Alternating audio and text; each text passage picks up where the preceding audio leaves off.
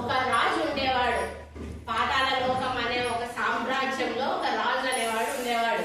ఆ రాజుకి ఒక నాల రాసి ఒక కూతురు ఉండేది. ఎవరుండేవాళ్ళు? కూతురు ఉండేది. ఆ కూతురు రాజు అడవికి వెళ్ళినారు. ఎక్కడికి వెళ్ళినారు? అడవికి వెళ్ళినారు. అడవిలో ఒక యాగం జరుగుతున్నది. ఏం జరుగుతుంది?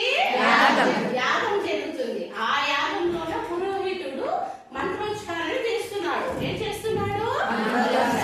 ఒక పురోహితుడు మంత్రాలు చదువుతున్నాడు. పురోహితుడు అంటే ఎవరు?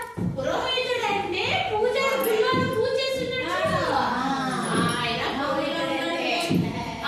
పురోహితుడు మంత్రోచ్చారం చేస్తున్నవాడు. యాగం జరుపుతున్నాడు పురోహితుడు.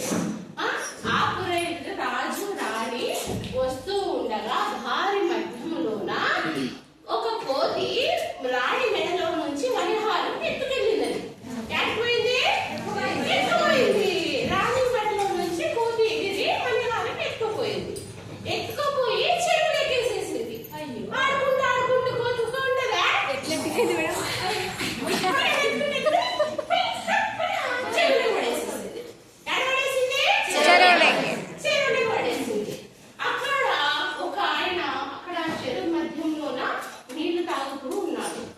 ఏం తాగుతున్నాడు? నీళ్లు తాగుతూ ఉన్నాడు.